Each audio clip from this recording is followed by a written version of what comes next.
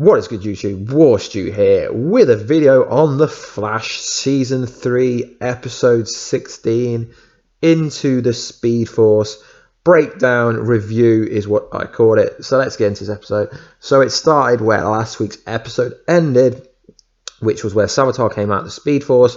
Wally West replaced him in the Speed Force prison, as it appears that someone needs to be in the Speed Force prison. A speedster needs to be there. So the episode started with Barry saying everything's his fault and he's heading into the Speed Force. And Joe West says something really cute, saying he doesn't want to lose both his sons. And I'm pretty sure that Joe West said run back in time, but that was in the last episode. He definitely said that. So that wasn't going to happen. So Barry heads into the Speed Force via Cisco helping him open up a breach so he can get there. But this time they can track him whilst he's in the Speed Force, track his vitals, etc., which is kind of cool. So they open a breach, and then Cisco's like, when I let go, I'm going to be gone. I was like, okay, bro, whatever. And then he gets there, and we see Eddie Thawne. I mean, everyone knew that Eddie Thawne was coming back. It was cool to see him again, but I thought after we seen him in the last episode, where he kind of left the voice message, the kind of camera, the video recording, the camera footage for Iris for her birthday, I thought we had closure on Eddie. I know Eddie wasn't actually in the episode, but he was in the Speed Force. It wasn't a real version of Eddie. It was just kind of something that the Speed Force was creating. So Eddie says that you're never going to see Wally until you kind of admit that you're selfish, because obviously Wally West was only in the Speed Force prison because Barry said that he had to be the one that saved Iris, when really everything comes back to Barry Allen, because it's called The Flash. It's not called Kid Flash. It's not called Flash and Friends, although sometimes it's like Flash and Friends. So eventually he gets past him, and then we see my boy Ronnie Raymond. Yes, I think his name's Ronnie Raymond. Sometimes I get names wrong, but let's just call him Firestorm. We see the original Firestorm. And what's interesting is we see Caitlin with a baby, and it's a girl.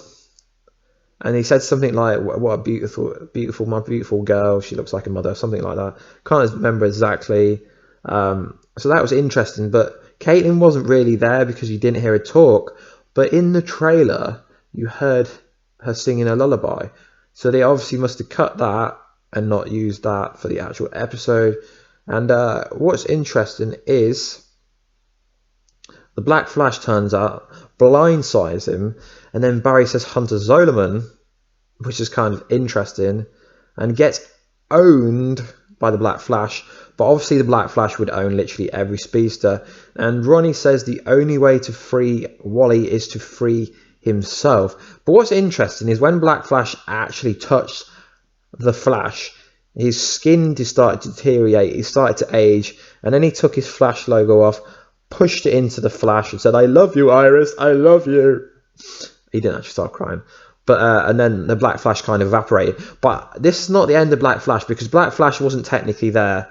I mean, you should get what I'm saying. He wasn't technically there. And then after this scene happened, he appeared to see Wally in the Speed Force prison.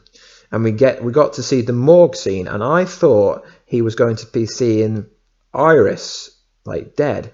But obviously my partner was right, as she's always right, and it was actually his mother. So he was on an infinite loop of seeing his mother on the deathbed, essentially, and you could see him crying. But what was interesting is when Barry Allen tried to go through the door, it wouldn't let him, and then Mr. Captain Cold turns up. God, I love Captain Cold. He's one of my favourite characters. And hopefully he turns up on the Legends of Tomorrow Season 2 quite soon. So he gets into a fight. And essentially it's all about Barry being selfish and Barry being the one that saves Iris. He's got to be the one that saves Iris. And Barry doesn't want to fight, and that's his issue. Barry was trying to push it onto Wally, trying to push it onto a 20-year-old kid. So it was interesting. So Captain Cole's used the cold. I mean, a lot of people think Captain Cole's useless, but he used the cold gun, destroys him. Essentially, well, kind of not destroys him, kind of owns him. And then what's interesting is Mr. J. Garrick, the Golden Age Flash, appears, and then later on we find out that Cisco kind of told him where he's going. And Captain Cold, this is a little Easter egg for you guys. Captain Cold actually says the Golden Age Flash, which is kind of funny because he was the Golden Age Flash, and he was the original Flash on the kind of first Flash TV show, I believe. So what happens is someone's got to replace Wally in the Speed Force, and it turns out to be Jay Garrick. But what does this mean? I mean, you could accumulate to speculate that, oh my god, Jay Garrick is Savitar. But I don't think this is happening. Just because Jay Garrick wanted to replace himself inside the Speed Force does not make him Savitar. Grant Gustin said in an interview that you won't see the person who's Savitar is coming. But is Grant Gustin just saying this to throw you off completely, or is this the actual truth? So I wasn't really happy with the amount of time spent in the Speed Force, as I feel like it would have been better if Wally West was stuck in the Speed Force for a couple of episodes. But due to the CGI and everything involved in these kind of green screen episodes, because obviously when they're in the Speed Force they use green screens, I wasn't really happy with the amount of time he was in the Speed Force. So guys, let's break this down. So Savitar was in the Speed Force prison for an eternity, and yet Wally West was in there for literally not even one episode. So comment down below, guys, are you a little bit annoyed that the Flash have kind of ripped off this kind of Speed Force prison? Because for me, Wally West got out of the Speed Force prison easier than the Flash got out of the Speed Force via using kind of Iris West, the lightning rod scenario. So I'm just a little bit annoyed about the time that was spent in the Speed Force prison. I mean, obviously what most likely will happen later on in the season is that Jay Garrick will get out, as he's due to be on Legends tomorrow. So in order for it to make sense, he's going to have to get out of Speed Force prison. But the only issue is if they stick Savitar back in the Speed Force prison, that's what's not stopping him from getting out. So the unveil on episode 18, Abracadabra episode, is going to be quite important. So whilst this is all happening, Cisco, or Francisco is working away to track Savitar down, which is kind of interesting. And then we get HR earwigging around the corner, which I did a video saying is HR Savitar, which did pretty well. So it's kind of it looks like the writers are trying to make you question HR's motivations for being on this Earth still. I think he's a bit shady, so the next couple of episodes will be quite interesting. So Jessie Quick tries to get into a fight with Savitar. She tracks him down, and then Savitar's like, I knew you were coming, because obviously Savitar knows everything. He's the almighty, powerful god of motion, not god of speed, because that is Godspeed. And it's funny how HR, this is another thing, HR figures out that he's got to have a weakness, which is kind of in between his neck, and then she smashes him with his own claw, which is kind of funny, and then he backs off and runs away. So now Savitar has a weakness, but we already knew this, seeing as Barry basically owned him in the fight that he had last week when he came out. So we know he's got a weakness. Jessie Quick goes to Earth 3, and now she's the Flash there, which is kind of odd. She should be more concerned about her own Earth than kind of the Earth that she's not from. But being a nice person, she heads to Earth 3, and this is kind of her, like Jay being stuck in the Speed Force prison, her going to an Earth 3 is a nice way for her to leave the show without her being killed off. A lot of people thought she was going to be killed off because the footage that we've seen in this episode was the leak footage that I posted I think probably about a month ago now, where we've seen Jessie Quick on the floor. Everyone thought she was going to die, but it was a bit obvious they weren't going to die, as she is rumoured to be on Legends tomorrow, season 3. Season 3. So it ended with Barry and Iris going on a break. She basically said she wanted to marry him. He said he wanted to go on a break, but I think this is a ploy to kind of try and change the future still.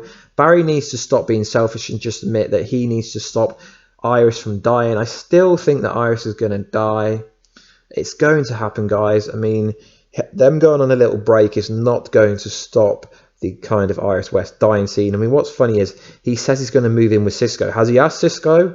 I mean, he can't just presume that he's going to move in with her. I mean, she offers to move back with Joe, but no, he's like, you stay there, which is pretty cool. And that's pretty much the episode. I mean, overall, it was a good episode, but I'm sorry, the Flash writers on Twitter, you could have done a lot better with this episode.